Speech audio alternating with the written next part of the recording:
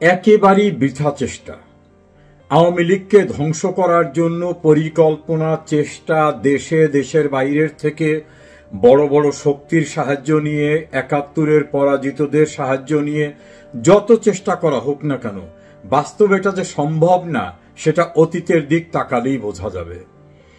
এই আওয়ামী লীগকে নিষিদ্ধ করে যাতে পাকিস্তান বহাল থাকে সে জাতীয় চেষ্টা করেছিলেন ফিল্ড মার্শাল মোহাম্মদ আইয়ুব খান, তারপরে আগা মোহাম্মদ ইয়াহিয়া খান, টিক্কা খান, তাদের এদেশীয় যারা দোসর ছিল তারা, এবং বড় বড় রাষ্ট্র যাদের অনেক ক্ষমতা আছে তাদের সাহায্য নিয়ে আওয়ামী লীগকে ধ্বংস করে অবিভক্ত পাকিস্তান রাখার চেষ্টা যারা করেছিলেন তারা পরিণতি দেখেছেন যে কিভাবে নাকে খত দিয়ে সারেন্ডার করে চোরের মতো পালিয়ে যেতে হয়। সে অভিজ্ঞতা তাদের আছে না? তাদের অভিভাবক যারা বিশ্বের পরাশক্তি বলে দাবি করে তারাও তো সেটা দেখেছে। ১৯৬৯ সালে আওয়ামী লীগের প্রাণপুরুষ বঙ্গবন্ধুর বিরুদ্ধে আগরতলা ষড়যন্ত্র মামলা দিয়ে তাকে এবং তার সহযোগী কিছু নেতৃবৃন্দকে মৃত্যুদণ্ডে দণ্ডিত করার রাষ্ট্রদ্রোহিতার অভিযোগ আনা হয়েছিল না? অভিজ্ঞতা কি? পারা যায়নি। সেই মামলা প্রত্যাহার করে নিতে হয়েছে, নিঃশর্ত প্রত্যাহার করে নিতে হয়েছে। মহান মুক্তিযুদ্ধে আওয়ামী লীগকে ধ্বংস করে দিয়ে পোড়ামাটি সৃষ্টি করে শুধু মাটি চাই, দেশের মানুষ চাই না, এমন কার্যক্রম চালিয়েও শেষ রক্ষা হয়েছে? হয়নি। দেশ স্বাধীনের পরে পাকিস্তান পুনরুদ্ধার কমিটি করে জাতিসংঘ পর্যন্ত যাওয়া, বিভিন্ন দেশের কাছে ধর্ণা দেওয়া, ৭ বার একটা রাষ্ট্রের কাছে যে হাত পাও ধরা যে বাংলাদেশকে স্বীকৃতি দিবেন না, এত চেষ্টা করেও কি বাংলাদেশের অগ্রযাত্রা, স্বাধীনতা, সার্বভৌমত্বকে ধ্বংস করা গেছে? বাস্তবে যায়নি। বঙ্গবন্ধুকে নির্মমভাবে হত্যা করার পরে দেশটাকে বাংলাদেশের স্থলে অন্য কোনো শব্দটা ব্যবহার না করলেও সেই পুরনো পাকিস্তান, সাম্প্রদায়িক রাষ্ট্র, এটা সৃষ্টি করার চেষ্টা করা হয়নি? করা হয়েছে। দেশটাকে তো ইসলামিক প্রজাতন্ত্র করার চেষ্টাও করা হয়েছিল। সকলের জন্য গণহারে জাতীয় পোশাক, মাথায় টুপি পরতে হবে, এই ফরমানও তো দেওয়া হয়েছিল। বঙ্গবন্ধুর হত্যাকাণ্ডের দিনকে নাজাত দিবস ঘোষণা করা হয়েছিল। বঙ্গবন্ধুর আত্মস্বীকৃত খুনিদেরকে সূর্য সৈনিক বলা হয়েছিল। এবং এই সকল প্রক্রিয়ার সঙ্গে কারা কারা জড়িত ছিলেন সেটা কি অস্পষ্ট? দেশে এবং দেশের বাইরে শত চেষ্টা করেও ২১ বছর রাষ্ট্র ক্ষমতার বাইরে আওয়ামী লীগকে রেখেও শেষ করা যায়নি।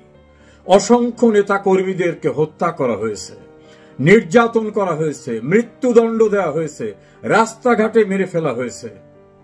তারপর আওয়ামী লীগকে বিনাশ করা যায় না। কারণ বাস্তবতা হচ্ছে আওয়ামী লীগ একটি গতানুগতিক রাজনৈতিক দল না।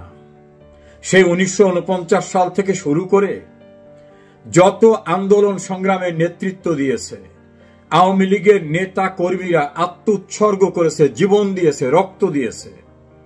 এবং বাঙালি জাতির ইতিহাসের যা কিছু গৌরবময় অর্জন, ভাষার অধিকার আদায় করা, হামিদুর রহমান শিক্ষা কমিশনের বিরুদ্ধে সোচ্চার থাকা, আইয়ুবের মার্শাল্লাহ বিরোধী ভূমিকা, ৬৯-এর গণ অভ্যুত্থান, ৭০-এর ম্যান্ডেট, ৭১-এর মুক্তিযুদ্ধের মধ্য থেকে স্বাধীনতা অর্জন, সমৃদ্ধ বাংলাদেশ, উন্নয়নের রোল মডেলের বাংলাদেশ, পদ্মা সেতু, মেট্রো রেল, 3rd টার্মিনাল সহ যত উন্নয়ন, বাঙালির যা কিছু গৌরবজনক অর্জন, সবই হয়েছে আওয়ামী লীগের নেতৃত্বে।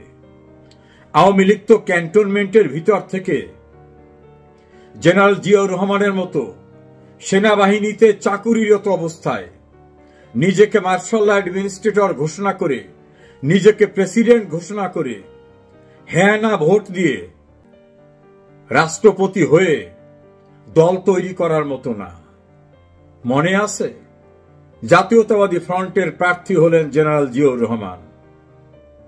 অন্য কোনো ক্যান্ডিডেট দরকার নাই, তার উপর আস্থা আছে কিনা তাকে ভোট দিন। তখন তিনি চাকুরিতে রত। আচ্ছা, চাকরিতে থাকা কোনো ব্যক্তি কি রাজনীতি করতে পারেন? একই কারবারটি তো করেছিলেন জেনারেল এরশাদ, জেনারেল এইচ.এম. এরশাদ। তিনিও সামরিক শাসন জারি করে নিজেকে রাষ্ট্রপতি ঘোষণা করে তার পক্ষে ভোট নিয়ে কিভাবে দীর্ঘদিন 9 বছর ছিলেন, এটা কি দেশের মানুষ ভুলে গেছে? অপর রাজনৈতিক দল জামাত ইসলাম 71 সনে মহান মুক্তিযুদ্ধে আমাদের স্বাধীনতা যুদ্ধের বিরোধিতা করে পরাজিত হওয়া পক্ষের লোক। এই 3টি গ্রুপকে বাদ দিলে এই বাংলাদেশের অভ্যুদয়ে, বাঙালির অধিকার আদায়ে, বাঙালির যা কিছু অর্জন, সবকিছুর নেতৃত্ব আওয়ামী লীগ দিয়েছে। ফলে গ্রামে যে কৃষক জমিতে ধানের জমিতে কাজ করে, ভাটিয়ালি গেয়ে যে নৌকা বেয়ে যায়, শ্রমিক যে কারখানায় কাজ করে, যে রাস্তাঘাটের দিন মজুর, এরা তাদের পারিবারিক ঐতিহ্যের উত্তরাধিকার থেকেই আওয়ামী লীগকে ভালোবাসে। আওয়ামী লীগ এদের অস্থিতে মজ্জায়, শিরায় উপশিরায়, তন্ত্রিতে রন্ত্রিতে, রন্ধ্রে রন্ধ্রে, বিশ্বাসে ভালোবাসায়, শ্রদ্ধায় একাত্ম হয়ে গেছে। আওয়ামী লীগ একটা অনুভূতির নাম। আওয়ামী লীগের এবং সহযোগী সংগঠনের কার্যক্রম নিষিদ্ধ করে। কে নিষিদ্ধ করে? সে কে? কে এই ডক্টর ইউনূস? কোন অধিকারে ও রাষ্ট্র ক্ষমতায় বসেছে? কে দিয়েছে তাকে এই অধিকার? তিনি যে ক্ষমতায় বসেছেন সেটাই তো বেআইনি, সেটাই অবৈধ, সেটা রাষ্ট্রদ্রোহিতা সংবিধানের বিধানাবলীর আলোকে। যে নিজেই অবৈধ, সে একটি বৈধ রাজনৈতিক দলের কার্যক্রমকে নিষিদ্ধ করে এবং একটি দালাল শ্রেণী তৈরি করে বসিয়েছেন নির্বাচন কমিশনে। তারা আওয়ামী লীগের নির্বাচনকেও, নিবন্ধনকেও স্থগিত করে। মনে রাখবেন, এদেশ আওয়ামী লীগ সৃষ্টি করেছে। এই দেশের সঙ্গে আওয়ামী লীগ একাত্ম হয়ে আছে। লাল সবুজের পতাকা আওয়ামী লীগ এনে দিয়েছে। পরাধীনতার শৃঙ্খল ভেঙেছে আওয়ামী লীগ। জাতিকে মুক্ত করে দিয়েছে আওয়ামী লীগ। বঙ্গবন্ধুর নেতৃত্বে বাঙালি জাতি স্বাধীনতা পেয়েছে। শেখ হাসিনার নেতৃত্বে সমৃদ্ধ বাংলাদেশ পেয়েছে। আইনের শাসন প্রতিষ্ঠিত হয়েছে। অপরাধীদের বিচার হয়েছে। দেশের অবকাঠামোগত উন্নয়ন হয়েছে। মানুষের অধিকার নিশ্চিত হয়েছে।